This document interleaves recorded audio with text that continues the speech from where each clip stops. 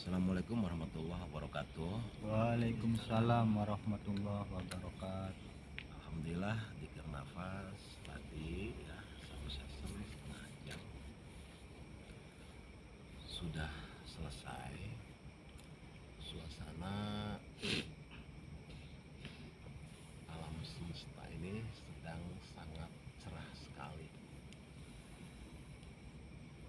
Cahaya bulan begitu indah ya. Ketika kita memandang bulan itu seakan-akan cahaya bulan itu ya masuk ke kolom kita gitu ya. Jadi suasana kehidupan ya. Padahal cahaya bulan sendiri itu sebenarnya tidak bercahaya. Yang bercahaya itu matahari. Jadi cahaya bulan hanya pantulan saja dari cahaya matahari, tapi kesejukannya itu sangat terasa sekali. Begitu juga semua makhluk yang ada di alam dunia ya. Rasulullah sendiri ya, hmm, Nur Muhammad itu sendiri ya, itu adalah pantulan dari cahaya ilahi, pantulan dari cahaya ilahi, nur ilahiyah. Nur ilahiyah memberikan cahaya kepada Nur Muhammad. Dah sambil menikmati suasana semesta yang sangat teduh dan energinya sangat besar sekali. Dari yang dikir nafas tadi, silahkan untuk Kang Denuri diurai dari pertama. Silahkan Kang Denuri. Assalamualaikum warahmatullahi wabarakatuh. Waalaikumsalam. Warahmatullahi wabarakatuh. Izin guru Iya. menyampaikan perjalanan ruhani saat zikir nafas. Oke. Pertama saya melihat putri pakai kereta kencana, Putri ya pakai kereta membawa kereta kencana. kencana. Kuda yang di depannya ada berapa? Kudanya ada dua, Ada berwarna putih. Kudanya di depan ada dua warna putih. Itu putrinya berpakaian warna hijau. Oh, putrinya berpakaian warna hijau. Terus saya terbang Iya. di ketinggian naik Naik. Garuda, Naiknya Garuda. iya, Oke. sama Buya Sakur. Naik burung Garuda sama Buya. Ya, berarti berdua. Berdua. Oke, naik terus. Terus naik lagi di ketinggian melihat cahaya yang terang benderang warna kuning. Terus naik lagi ke yang lebih tinggi. Di situ kamu melihat cahaya kuning yang sangat terang benderang. Oke. Melihat Buya keluar dari cahaya kuning itu. Nah, terus melihat Buya keluar dari cahaya kuning ya. Cahaya yang indah kuning, terus beliau guru rohani kita keluar dari cahaya kuning itu dari tengah. Terus Buya berpakaian warna putih yang sangat cerah sekali. Buyanya pakai baju putih yang sangat bening sekali ya. Bercahaya nggak? Bercahaya. Bercahaya, oke. Terus saya bersimpuh sambil bersalaman dengan dia. Terus kamu bersimpuh ya, berhadap-hadapan dengan beliau, terus salaman ya. Terus Buya memegang ubun-ubun saya. Salaman, waktu salaman itu rasanya seperti apa? Rasanya dingin, sejuk. Karena banyak orang yang merindukan beliau kan, santri-santri beliau gitu kan, merindukan seandainya siapa saja bisa salaman dengan beliau ya, terbayang sejuk. Oke, terus pegang ubun-ubun. Terus beliau megang ubun-ubun sambil berpesan, rasa kebahagiaan membawa surga bagi jiwa. Beliau Buya Sakur, guru kita, memegang ubun-ubun sambil berpesan rasa kebahagiaan membawa suasana bagi jiwa. surga bagi jiwa. Rasa kebahagiaan membawa suasana surga bagi jiwa. Terus naik lagi ke ketinggian, melihat pintu bercahaya putih yang sangat terang sekali, Guru. melihat pintu Iya, berwarna putih ketinggian. ya, yang sangat terang sekali. Oke. Terus sudah, Guru. Habis itu Panggil lampu putih apa Yang tidak? terakhir kamu naik lagi Tabrakan lampu ini. melihat cahaya putih yang sangat indah. iya, di Tapi pintu kebuka Pintu tiba-tiba itu. anu, Oke. tiba-tiba beli Sekian dari shotgun saya. we. Terima kasih, Guru. Iya. Assalamualaikum warahmatullahi wabarakatuh. Mun besok pengen boboy. Waalaikumsalam warahmatullahi wabarakatuh. Coba kalau diilustrasikan saja, Wis dia keluar dari pada cahaya, terus beliau duduk di situ Nah, wis padang dan mungkin. kamu Background melihat dikatakan dengan tergopoh-gopoh, artinya senang gitu kan, melihat guru hari kamu ada di hadapan kamu seperti apa, kamu yang mana seperti apa gitu kan. Nah, terus kamu sempat salaman dengan dia. Setelah salaman dipegang ubun-ubunnya ya. Nah itu di ubun-ubun itu sebenarnya rahasia besar.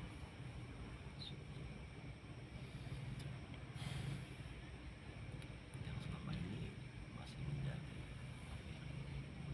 terkuak, karena kan mana faktor fihimnya itu kan titipannya dari ubun-ubun. Dipegang ubun-ubunnya, terus Buya bilang, Buya berpesan rasa rasa kebahagiaan kebahagiaan membawa suasana surga bagi jiwa. membawa suasana surga bagi jiwa. Ini kalimat yang sangat indah sekali ya. Rasa kebahagiaan membawa suasana surga bagi jiwa. Ya. Kalimatnya itu rasa kebahagiaan. Ya. Rasa. Nah, rasa itu ya, rasa itu gini, terbangunnya rasa itu datangnya dari kita merasa dulu. Terbangunnya kebahagiaan itu datangnya dari kita merasa. Hah? Rizki diberi oleh Allah kepada kamu. Kamu merasa rezeki itu diberi oleh Allah apa datang dari diri kamu? Nah, ketika kamu merasa diberi rezeki itu oleh Allah, ya, terus Allah juga mengatakan bahwa setiap rezeki yang aku berikan kepada kamu itu ada hak orang lain yang membutuhkan, yang ada di sekitar kamu. Ya, ketika kamu merasa diberi saja oleh Allah, ya, maka kamu akan mampu untuk apa? Memanfaatkan rezeki itu ya, yang dari Allah untuk Allah. Artinya ketika kamu dikasih rezeki oleh Allah 100.000, ada hak orang lainnya kamu sampaikan.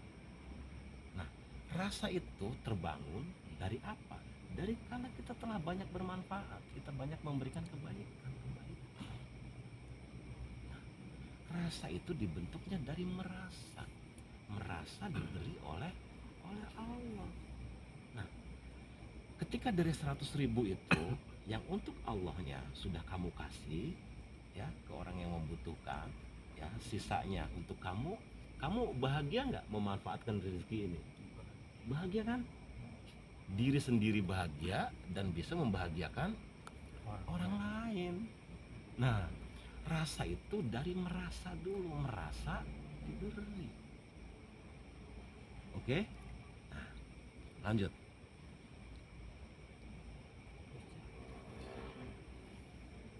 Nah, Rasa kebahagiaan membawa suasana surga bagi jiwa. Sering. Ya, rasa kebahagiaan itu membawa suasana surga bagi jiwa. Ya. Surga itu apa sih? Surga itu ketenangan. Ketenangan bagi jiwa. Jiwa yang bahagia ini, Kang Budi, jiwa-jiwa yang seperti apa? Jiwa yang bahagia ini adalah jiwa yang selalu menyadari bahwa dia itu, terus jiwa itu jiwa nyiji karo nyawa. Nyiji karo nyawa itu maksudnya bersatu dengan ruh. Dia sadar sepenuhnya bahwa jasad dengan ruh ini menyatu bersama. Tuh, ketika kita sadar bahwa ketika kita sadar bahwa kita ini selalu menyatu, dengan apa menyatunya? Dengan yang ditiupkan oleh Allah dalam diri kita, dengan ruh. Kemana-mana kita bersama. Nah, jiwa ini nanti akan mengarahkan kita kepada apa? Kepada ketundukan dan kepatuhan. Jiwa akan menghantar kamu untuk tunduk dan patuh hanya kepada Allah saja. Nah, setelah itu nanti konsumsi jiwa ini apa? Konsumsinya, ya. Nanti konsumsi jiwa ini adalah rasa takut.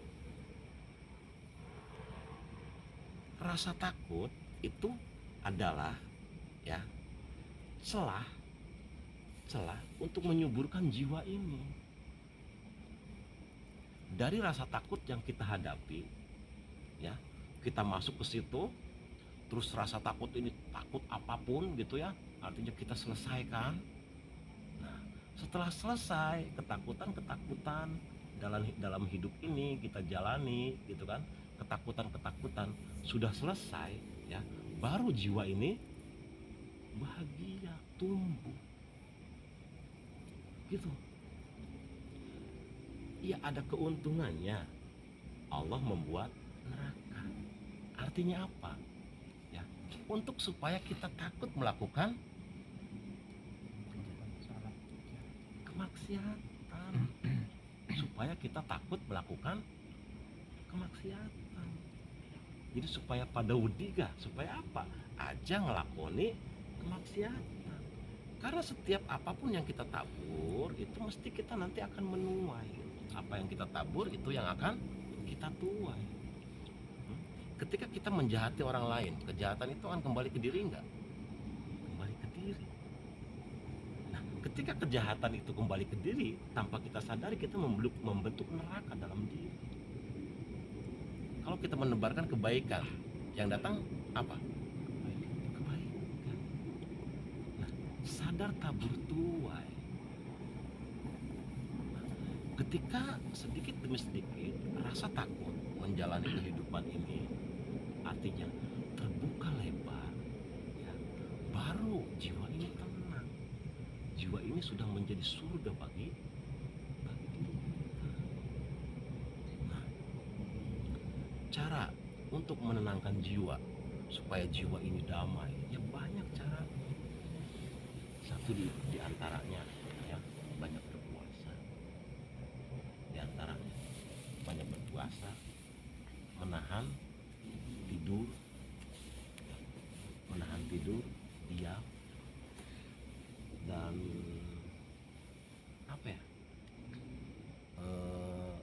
seksual itu jangan terlalu diumbar, artinya syahwat. Karena di syahwat juga, Kang Budi, di syahwat juga itu berpengaruh untuk apa? Untuk ketenangan jiwa ini, menghambat. Gitu. Hakikatnya jiwa ini selalu membawa kita kepada ketundukan dan kepatuhan kepada Allah.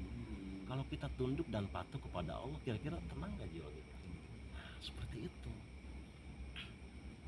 Oke, silahkan yang kedua Gus Jaki. Gus Jaki diurai dari pertama. Assalamualaikum warahmatullahi wabarakatuh. Waalaikumsalam warahmatullahi wabarakatuh. Alhamdulillah malam ini saya bisa ikut kembali atas izin Allah untuk melakukan zikir nafas.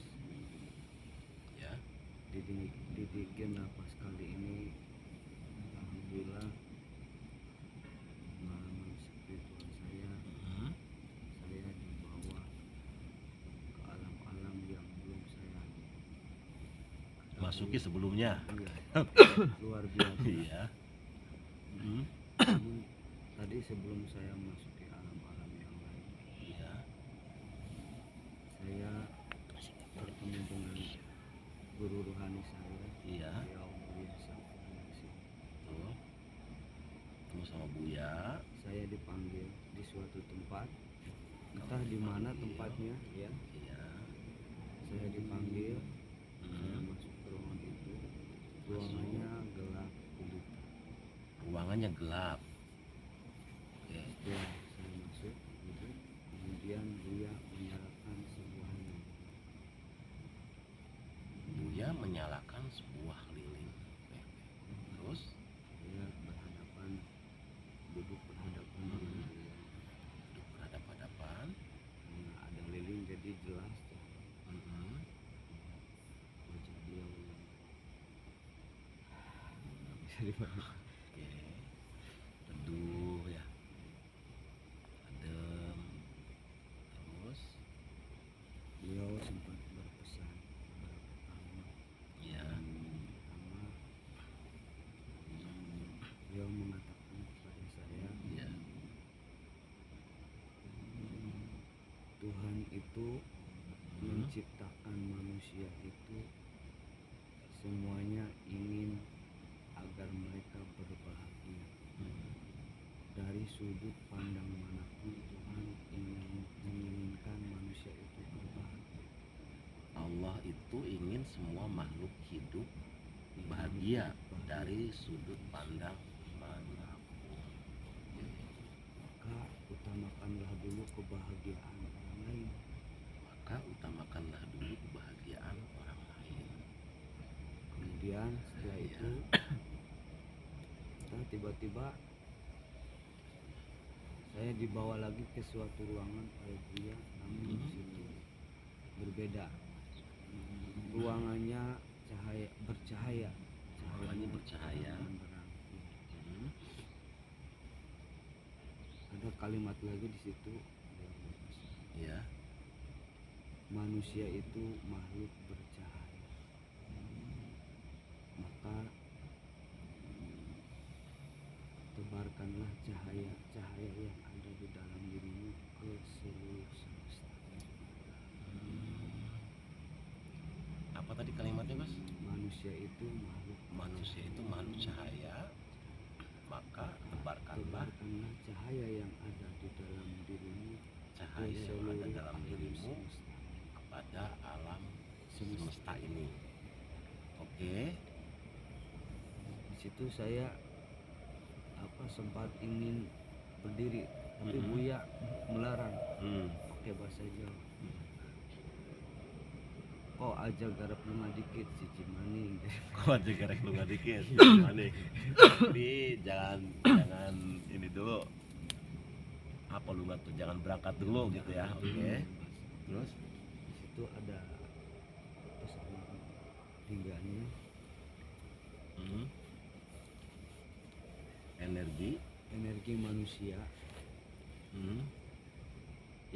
energi yang ada di dalam diri manusia itu sebenarnya lebih besar daripada energi yang ada di alam semesta ini.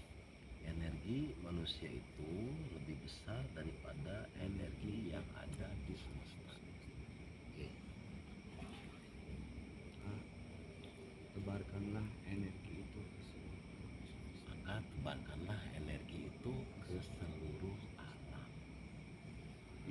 itu dia mempersilahkan saya untuk keluar ruangan sambil memberikan seekor kuda. Dibere kuda mana nake? Kudanya warna coklat, Nu dibere teh warna coklat terus. dan bersayap. Heeh. Los mana jalan-jalan? Oh iya. Pikir dalam hati saya, ini kesempatan saya ingin jalan-jalan di alam yang Yang sangat luas. iya.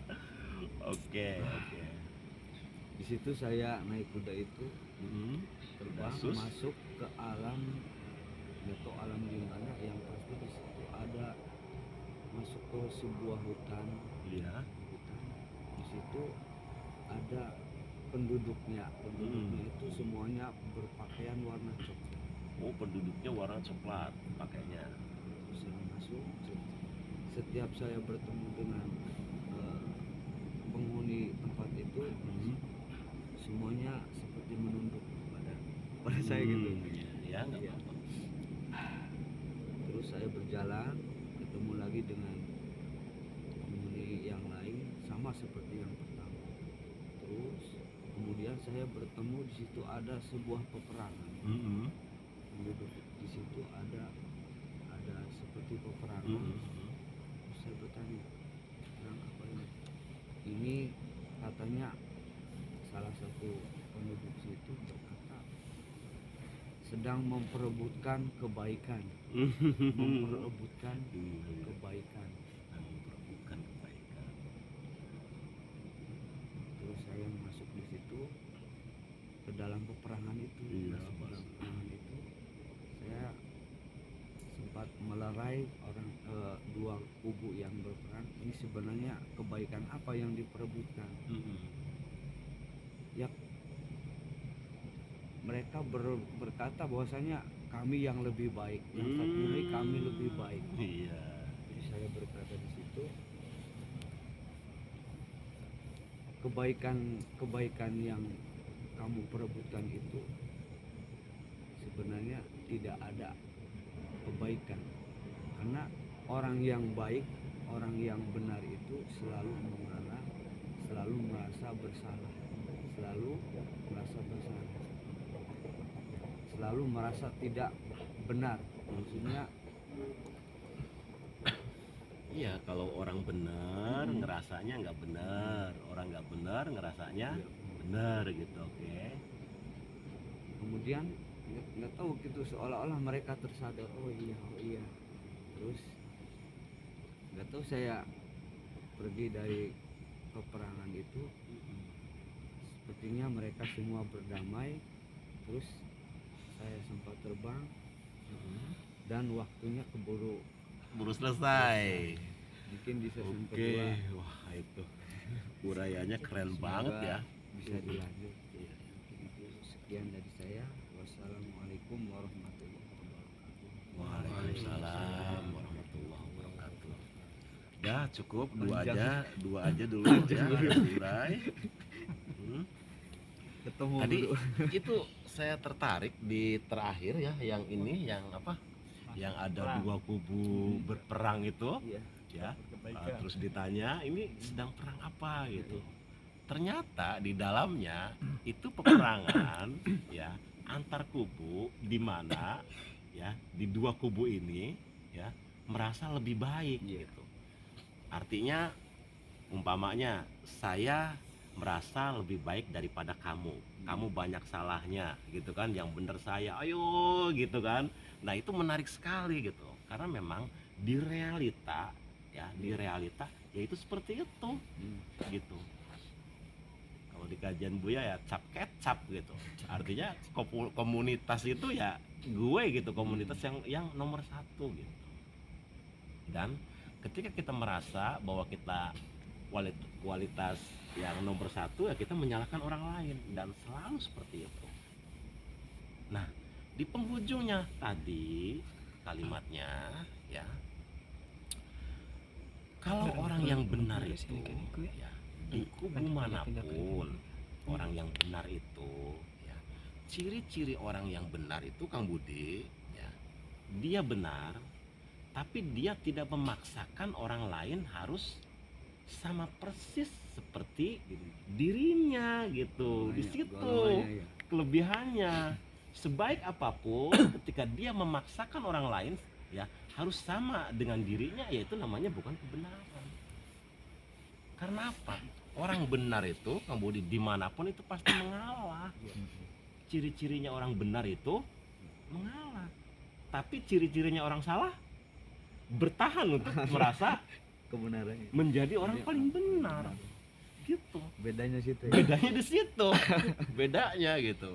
Jadi ketika kita memaksakan Bertahan dan produk-produk mengalah, kita ini paling bagus daripada produk-produk yang lain, yaitu kesalahan. Karena apa? Di atas langit masih ada langit. Gitu. Iya. Jadi orang baik itu hanya mengajak, ya orang bener itu dia hanya mengajak, ya itu juga kalau mau. Ya, kalau nggak mau, ya nggak jadi masalah. Gitu. La ikraha fiddin, kalimatnya tuh tidak ada paksaan untuk beragama. Jadi din itu artinya maknanya jalan sebenarnya mah. Jadi untuk menuju Jakarta itu ya kamu jangan berharap hanya ada satu jalan untuk menuju Jakarta. Din itu maksudnya ya jalan-jalan mana saja yang penting tujuannya Allah. Nah ada di kalimat Buya yang ini Gus, yang tadi Allah itu ingin semua makhluk hidupnya bahagia dari sudut pandang manapun. Nah, sudut pandang itu maksudnya ya orang mau umpamanya ya golongan apa saja gitu ya. Ketika dia sama-sama berjalan menuju Tuhan, ya, itu pasti nanti sama di itunya tuh. Artinya orang yang sedang berjalan menuju Tuhan itu ya di jalannya itu ya tadi banyak bermanfaat, dadanya lapang, pemaaf, ya dia bahagia dan selalu membahagiakan orang lain, ya mendengarkan orang lain berbicara. Di jalannya itu jadi apa ya artinya? Ya sama-sama dengan apapun itunya gitu ya, sama-sama menghormati. Karena apa? Ya surga itu ya hak untuk siapapun, silakan. Ketika hatinya damai, tenang, sudah bersama dengan Tuhannya kemanapun, ya tujuannya nanti ke sana semua. Yang dituju adalah Allah. Karena di hidup ini ya, yang di hidup ini Allahumma anta maksudi, ya Allah engkau adalah tujuanku. Tujuan hidup kita itu Allah. Jadi kita berjalan itu sebenarnya juga bukan kita berjalan ke sana, bukan. Kita berjalan masuk menuju diri kita sendiri gitu, dan menemui ya Allah yang ada di dalam kalbu kita. Kalbu mukmin baitullah, kalbunya orang yang beriman itu adalah rumah. Jadi Allah nggak jauh. Ya, Allah ada di dalam diri dan ada di setiap apa yang kita lihat. Oke, untuk season yang pertama cukup sekian saja dulu ya. Semoga ada manfaatnya. Kajian-kajian dari Dzikir Nafas ini ya. Wabillahi taufiq wal hidayah. Wassalamualaikum warahmatullahi wabarakatuh. Waalaikumsalam warahmatullahi